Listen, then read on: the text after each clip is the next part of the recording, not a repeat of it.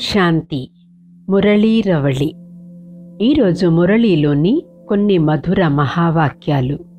తేదీ 21/1/2025.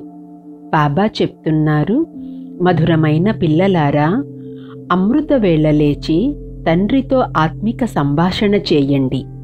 తండ్రి ఇచ్చిన శిక్షణలను నెమరువేస్తూ ఉండండి. రోజంతా సంతోషంగా గడిచేందుకు ప్రతిరోజు అమృతవేళ లేచి జ్ఞాన విషయాలను మననం చేయండి. మీతో మీరు మాట్లాడుకోండి. పూర్తి డ్రామా ఆది, మధ్య, అంత్యాలను స్మరించండి. తండ్రిని స్మృతి చేస్తే పూర్తి రోజంతా సంతోషంగా గడుస్తుంది. విద్యార్థులు తమ పాఠాలను చాలాసార్లు అభ్యాసం చేస్తారు. పిల్లలు మీరు కూడా ఈ చదువును అలాగే రిహార్సల్ చేయాలి. ఈరోజు మానవుడు అంధకారంలో ఉన్నారు. భగవంతుడు మనకు మార్గం చూపిస్తారని మీకు తెలుసు. భక్తిలో ఎన్నో తీర్థయాత్రలు చేస్తూ, దానపుణ్యాలను చేస్తూ, మంత్రాలను జపిస్తూ మేము మీతో కలిసేందుకు తిరుగుతున్నామని భక్తులు చెబుతారు. ఎన్నో రకాల మంత్రాలను జపిస్తారు. కానీ మానవులు చీకటిలోనే ఉన్నాము అని వారికి తెలియదు. ప్రకాశం అంటే ఏమిటో ఏ మాత్రమూ తెలియదు. ఎందుకంటే అంధకారంలోనే ఉన్నారు.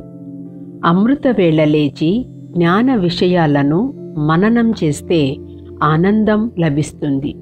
ఇది చాలా అద్భుతమైన నాటకం, 5000 సంవత్సరాల నాటకం అని మనలో మనమే నెమరు వేసుకుంటూ చదువును రిహార్సల్ చేయాలి. ఇది అనాది అవినాశి డ్రామా. దీనిలో మీరు గెలుస్తారు, తిరిగి ఓడిపోతారు. ఇప్పుడు చక్రం పూర్తయింది. తిరిగి ఇంటికి వెళ్ళాలి. తండ్రిని స్మృతి చేస్తే విజయులవుతాము. ఈ డ్రామా జ్ఞానాన్ని ఒక్క పరమాత్మ మాత్రమే ఇస్తారు. ఈ జ్ఞానము మరెవ్వరి దగ్గర లేదు. బాబా తన పిల్లలను తమ సమానంగా చేసుకుంటారు. బాబా చెప్తున్నారు, నేను మిమ్మల్ని పుష్పాలుగా చేసి టీచరై చదివిస్తాను. సద్గతినిచ్చి సత్యయుగానికి పంపిస్తాను. మీరు శాంతిధామము, సుఖధామానికి అధికారులుగా కావాలి. బాబా చెప్తున్నారు, ఒకవేళ మీరు వానప్రస్థ స్థితిలో ఉంటే మీ పిల్లలను ఒప్పించి సర్వీసులో నిమగ్నం కండి. తిరిగి గృహస్థ వ్యవహారంలో చిక్కుకోవద్దు.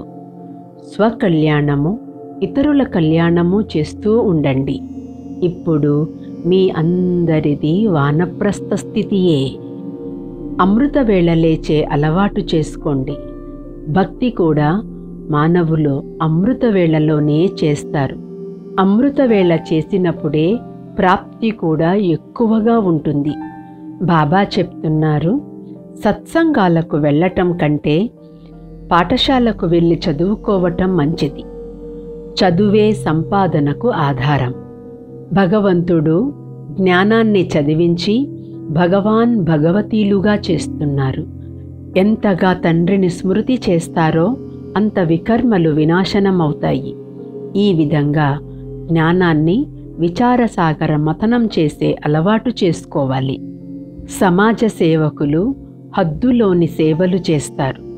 మీరు సత్యమైన జ్ఞాన గంగలు. అందరినీ పవిత్రంగా చేసి సత్యయుగానికి అధికారులుగా చేస్తున్నారు. శివుడే సర్వశ్రేష్టమైన భగవంతుడు. నన్ను నిందించేవారు ఉన్నతమైన స్థానాన్ని పొందలేరని ఆ శివుడే చెబుతున్నారు. ఒకవేళ చదవకపోతే టీచరు గౌరవం పోతుంది. మీరు నా గౌరవాన్ని పోగొట్టకండి. నిరంతరం చదువుతూ ఉండండి. మీ లక్ష్యము దేవీ దేవతలుగా కావటం. సర్వుల సద్గతిదాత ఒక్క శివబాబాయే. ఆ తండ్రినే అందరూ స్మృతి చేస్తారు. బాబా చెప్తున్నారు, ఈ అనంతమైన సృష్టి జ్ఞానాన్ని గుర్తుంచుకోవాలి.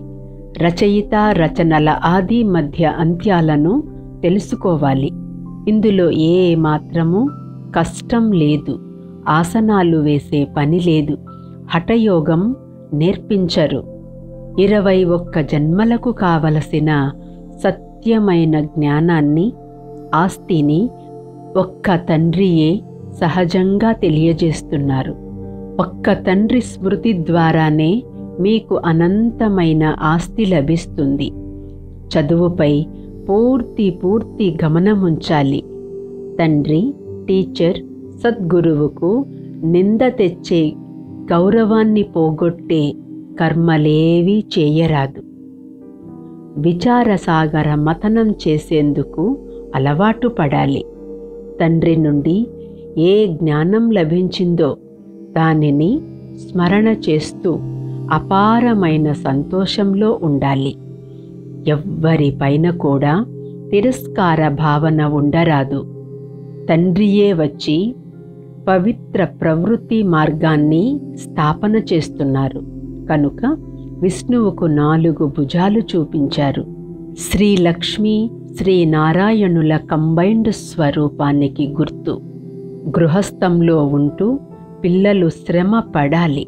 పావనంగా అవుతామని ప్రతిజ్ఞ చేయాలి. వరదానము సంపూర్ణత అనే వెలుగు ద్వారా అజ్ఞానమనే పరదాను తొలగించే సర్చ్ లైట్ భవ. ఇప్పుడిక ప్రత్యక్షతా సమయం సమీపానికి వస్తూ ఉంది. అందువలన అంతర్ముఖులై గుహ్యమైన అనుభవాలనే రత్నాల ద్వారా స్వయాన్ని సంపన్నంగా చేసుకోండి. మీ సంపూర్ణతా ప్రకాశము ద్వారా అజ్ఞానమనే పరదా తొలగిపోవాలి. అంతటి సర్చ్ లైట్గా కావాలి. ఎందుకంటే మీరు ఈ భూమిపైనున్న నక్షత్రాలు. ఈ ప్రపంచాన్ని ఆందోళన నుండి రక్షించి సుఖమయమైన ప్రపంచాన్ని, స్వర్ణిమ ప్రపంచాన్ని తయారు చేసేవారు. పురుషోత్తమ ఆత్మలైన మీరు విశ్వానికి సుఖశాంతులనే శ్వాసనిచ్చేందుకు నిమిత్తమైనవారు. స్లోగన్: మాయ మరియు ప్రకృతి యొక్క ఆకర్షణ నుండి దూరంగా ఉంటే సదా హర్షితంగా ఉంటారు. ఓం శాంతి. ఆత్మిక తండ్రికి, ఆత్మిక పిల్లల యొక్క ఈశ్వరీయ మధుర స్మృతులు, శుభోదయం మరియు నమస్తే. ఓం శాంతి.